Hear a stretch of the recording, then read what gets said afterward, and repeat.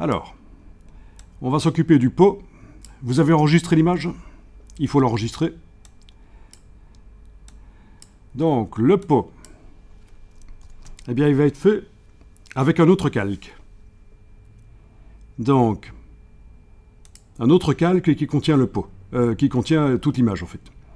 Donc, ce qu'on va faire ici, c'est dupliquer le calque là.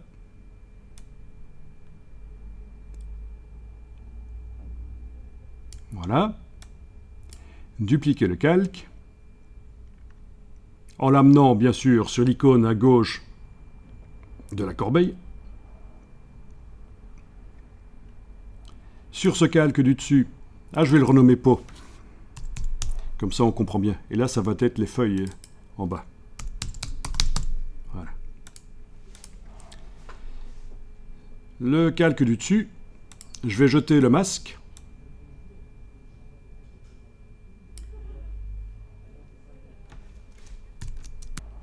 Donc, quand je jette le masque de fusion à la corbeille, on me pose une question. Appliquer le masque au calque avant de le supprimer? Ça veut dire quoi? Ben, si je clique sur appliquer, les pixels qui sont masqués vont être effacés. C'est pas du tout ce que je veux. Moi, je veux justement tous les faire réapparaître. Donc, je dis non, je veux pas appliquer le masque avant de le supprimer, je veux le supprimer. Supprimer. Et voilà. Il est supprimé et tous les pixels réapparaissent, sauf qu'ils réapparaissent pas, parce qu'il manque une chose. Qu'est-ce qu'il faut encore faire? Double-cliquer sur la droite du calque et remettre les curseurs là où ils étaient. Comme ça, tout réapparaît derrière, absolument. Donc, j'ai dupliqué le calque, j'ai jeté le masque sans l'appliquer, j'ai remis les curseurs d'écrêtage en place, d'ailleurs la petite icône d'écrêtage a disparu du coup, et tout apparaît. Parfait. Bon. Bon, je vous montre quelque chose. Ne le faites pas. Je jette le calque pour vous montrer ce que j'aurais pu faire aussi.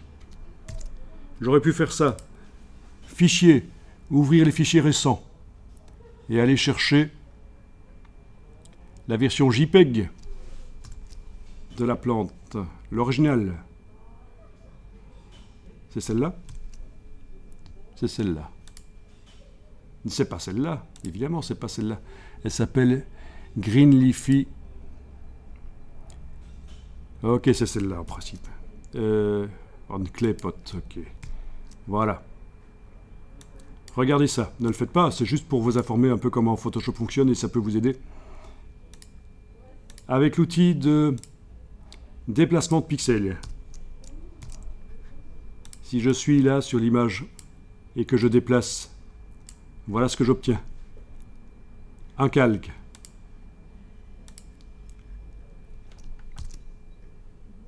Mais il n'est pas au bon endroit, j'annule. Le calque n'est plus là forcément. Je refais la même chose, mais cette fois-ci, j'enfonce la touche Shift en même temps. Et voilà. Un calque. Et au bon endroit. Donc, quand vous déplacez avec la touche Shift, ça centre parfaitement l'objet dans l'image réceptrice.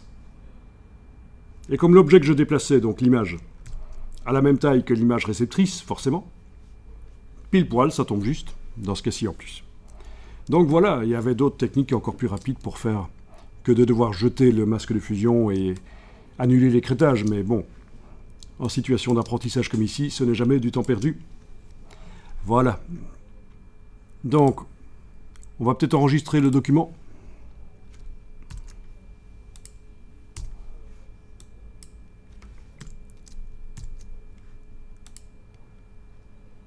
Et alors, on va s'occuper du pot. Alors, pour le pot, voyons si on fait une sélection par sujet. Qu'est-ce que ça va me faire là-dessus? Menu sélection, sujet.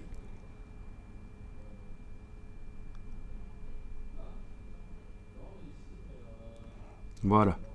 Oui, au fait, on n'avait pas essayé tout à l'heure sur les feuilles de faire une sélection par sujet. On s'était tout de suite lancé dans la sélection par écrêtage. Mais vous voyez que il se plante complètement, en fait. au niveau de la sélection. Ouais, il se plante quand même relativement. Oui, voilà. Si j'active le Quick Mask pour visualiser la sélection qui a été faite, donc dans le bas de la palette d'outils, l'icône de gauche,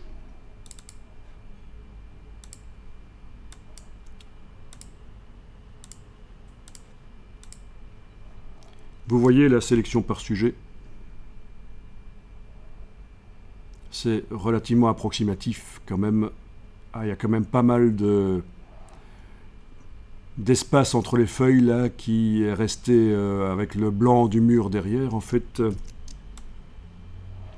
Voilà. Donc par contre, pour le pot, la sélection par sujet, qu'est-ce que ça dit? Oui, ça c'est pas trop mal. Ça part un peu dans tous les sens alors que le pot a quand même des lignes droites. La sélection part un peu dans tous les sens. Là, évidemment, le pot qui a la même couleur que le fond, à cet endroit-là. La photo est un peu brûlée, donc forcément, ça n'aide pas. Ok, est-ce qu'il vous a fait une sélection de ce genre-là? J'imagine, oui. Bon, ben écoutez, on va faire totalement la sélection au tracé. Vous allez désélectionner, menu sélection, désélectionner. Ok, on va faire ça au tracé. Alors.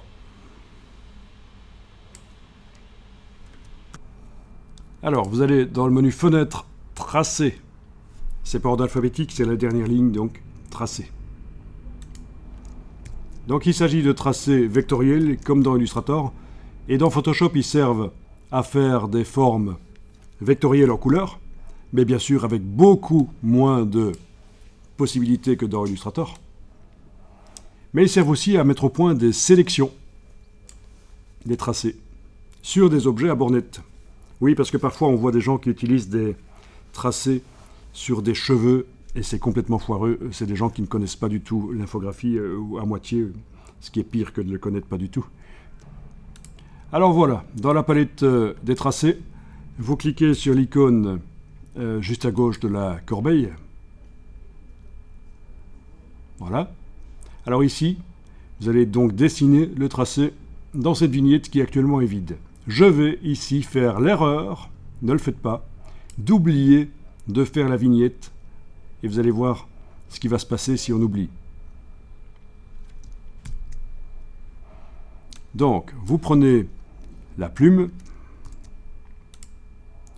et là, ça va être intéressant d'avoir le pointeur précis, c'est-à-dire d'enfoncer la touche verrouillage majuscule sur le clavier pour avoir le pointeur précis comme ça. N'hésitez pas à zoomer. Alors on va commencer ici.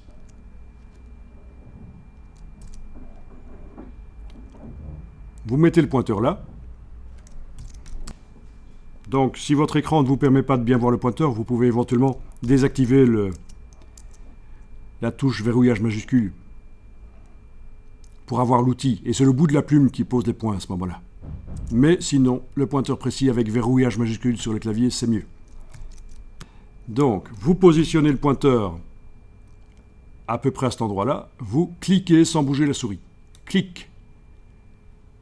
Vous avez lâché le bouton à souris. Vous bougez la souris. Vous avez posé un point. Vous allez plus loin ici. À peu près là.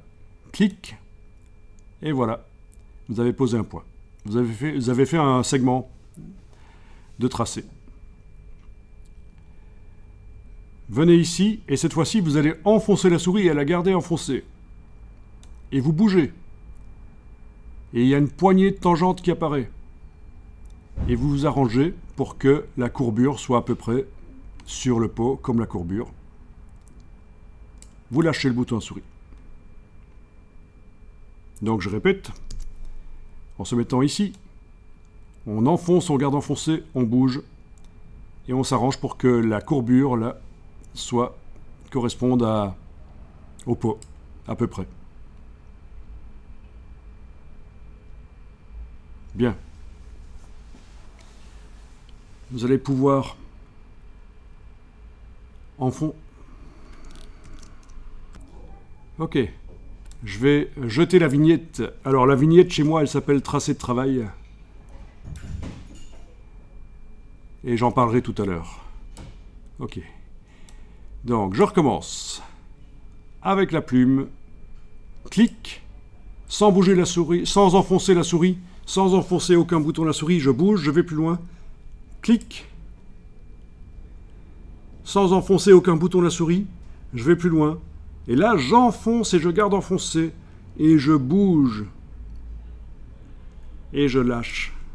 Quand la courbure a l'air plus ou moins correcte.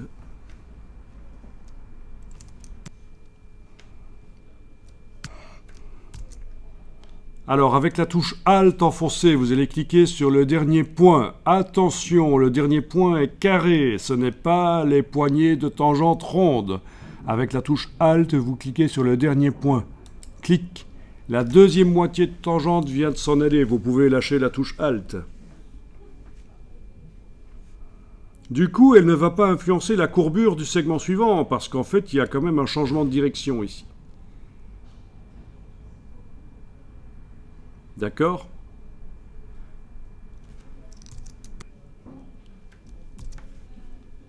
Là, vous allez enfoncer la souris et la garder enfoncée à cet endroit-là. Et vous bougez. Vous êtes en train de faire une courbe. Vous arrangez pour que ça ressemble à peu près au pot. Et vous lâchez le bouton de la souris.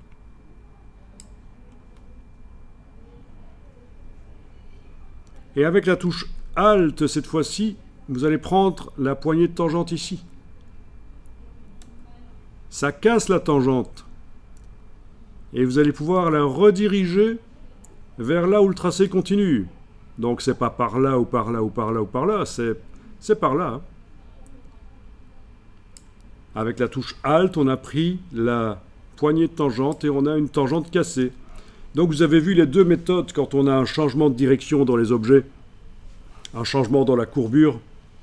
Soit on supprime carrément la deuxième moitié de tangente, soit on casse la tangente et on redirige la deuxième moitié de tangente dans le sens où ça doit aller avec la touche Alt.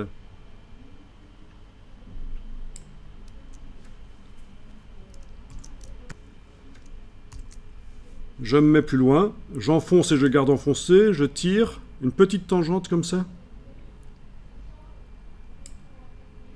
Et là, vous pouvez enfoncer la touche CTRL sur le PC ou Commande sur le Mac et aller bouger la première moitié de tangente.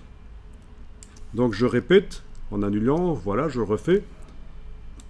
J'enfonce la souris, je garde enfoncé, je tire, ça fait une petite tangente. Je ne fais pas une grande tangente, hein. Je fais une petite tangente. Avec la touche CTRL du PC enfoncé ou Commande sur le Mac, j'ai une flèche et je vais bouger la première moitié de tangente et j'ajuste. Voilà.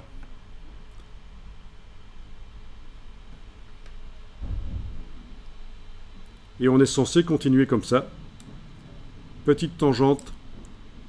Touche CTRL du PC ou commande du Mac, on ajuste. Alors là, c'est quand même... On va considérer que c'est une droite, donc je peux aller vers le bas du pot. Cliquer, ça fait une droite.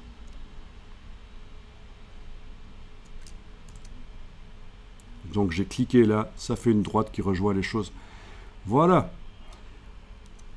Alors je vais continuer et vous allez terminer comme vous pouvez, même si c'est pas parfait, vous allez terminer le tracé, mais je continue une petite explication ici, et puis je termine le tracé correctement. Je vous montre. Donc je continue, vous pouvez regarder, puis vous finirez comme vous pouvez la suite. Petite tangente, touche CTRL du PC, commande du Mac, j'ajuste.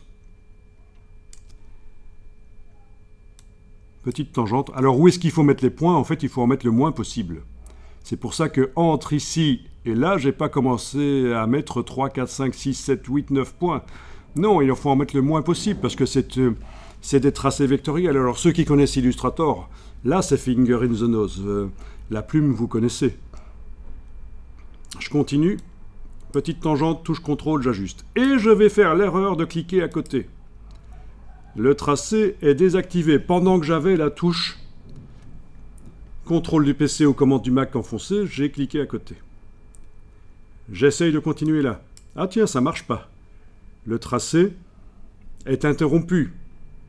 Je fais CTRL Z. J'ai enlevé le truc foireux que j'ai mis là, qui n'était pas raccroché au tracé précédent. Touche contrôle du PC, commande du Mac, je vais aller cliquer sur le tracé. Voilà. Je lâche la touche contrôle. Ça veut dire que je suis donc revenu avec la plume, parce que c'est un raccourci. Chaque fois que j'utilise un raccourci pour aller chercher en réalité une flèche, la flèche se trouve où en fait? D'ailleurs, elle est là, juste en dessous. Oui, la touche contrôle du PC aux commandes du Mac, c'est juste le raccourci pour aller activer la flèche. Mais quand je la lâche, je reviens avec l'outil qui est activé dans la palette des outils. C'est quand même pratique. Donc, je n'ai pas, j'ai aucune touche enfoncée là, et je vais cliquer sans bouger la souris sur le dernier point. Voilà. Puis, sans enfoncer la souris, je vais plus loin. Cliquer, glisser. Ça veut dire enfoncer la souris et la bouger. Touche contrôle, j'ajuste. Ok. Là, je vais aller plus loin. Au sommet, là. Clic. Ok, on va dire que c'est bon comme ça. Oui, ça doit être bon. Pas évident, hein. C'est brûlé quand même. Hein. Ok, je continue là. Cliquer, glisser. Touche contrôle, ajuster. Qu'est-ce que je fais avec cette moitié de tangente? Est-ce que je l'annule avec la touche Alt en cliquant sur le carré? Ou est-ce qu'avec la touche Alt, je la redirige vers là où ça doit aller? Bon, dans ce cas-ci, je vais l'annuler, la supprimer, avec la touche Alt en cliquant sur le dernier vecteur, là, point d'ancrage. Voilà. Puis, sans enfoncer la touche Alt, je vais aller faire une petite tangente ici, touche contrôle. Petite tangente ici, touche contrôle. Ah oui, aussi, avec la touche contrôle, on peut repositionner les points si on veut.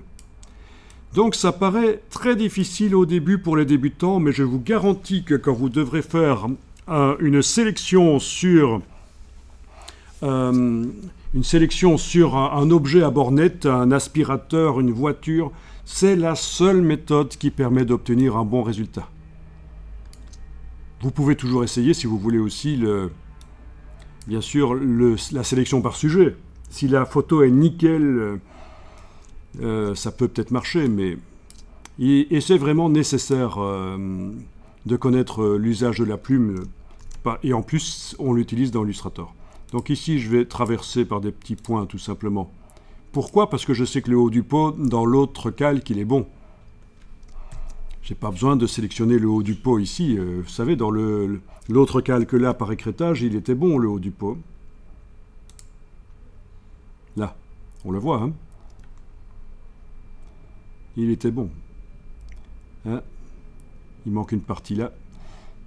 Ça, vous allez voir comment on fait. Ok. Vous pouvez enregistrer, terminer rapidement, comme vous pouvez, même qu'à un cas, le tracé pour l'exercice, et vous enregistrez. Donc, une fois que vous avez compris le principe des tracés, c'est très facile. Et en plus, c'est dans Illustrator, les tracés, ça sert beaucoup, puisqu'on peut dessiner des objets avec la plume.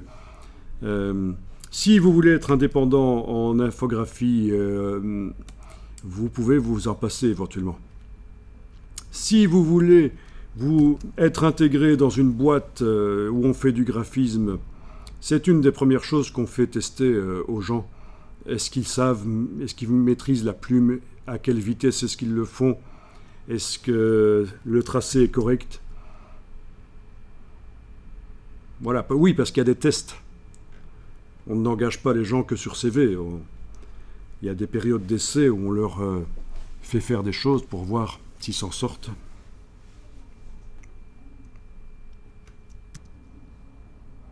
Alors,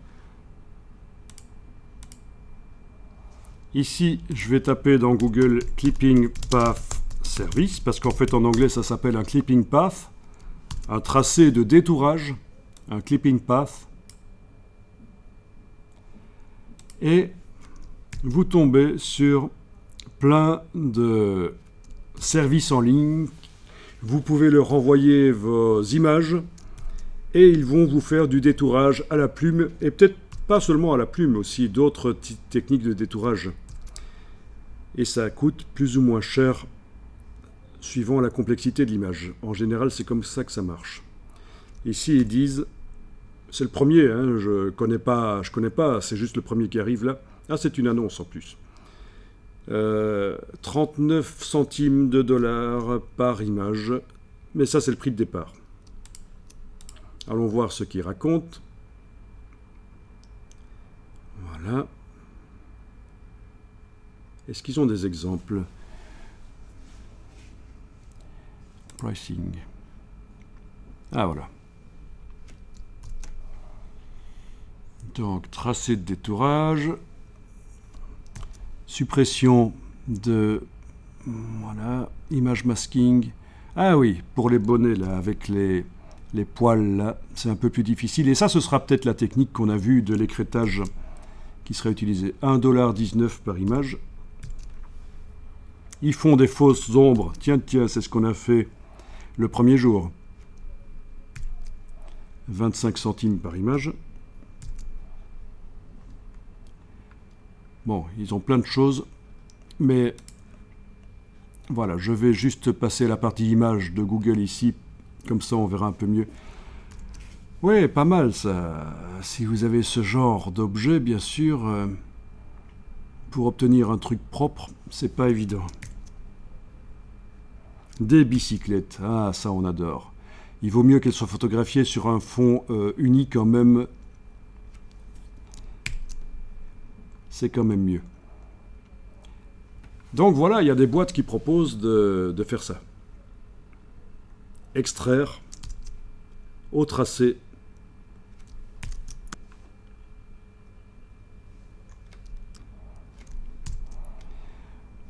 Voilà, donc,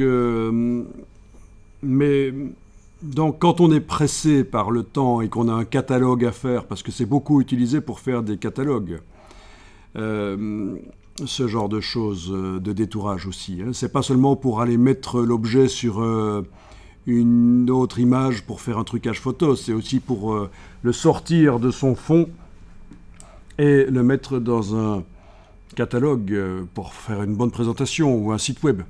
Voilà, si vous avez des centaines d'images à détourer, ça peut être intéressant de faire appel à un service en ligne, sinon on le fait généralement soi-même.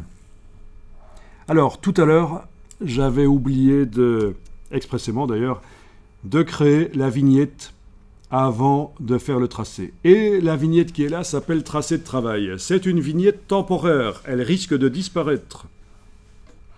Et donc, pour la rendre permanente et obtenir ce que vous avez, parce que vous avez cliqué sur l'icône là avant de faire le tracé, je vais prendre la vignette et l'amener sur l'icône à gauche de la corbeille. Et voilà, c'est un tracé permanent, tracé 1. Je mets à jour le fichier sur disque dur, voilà. Et donc voilà. Alors, le tracé va servir sur le calque.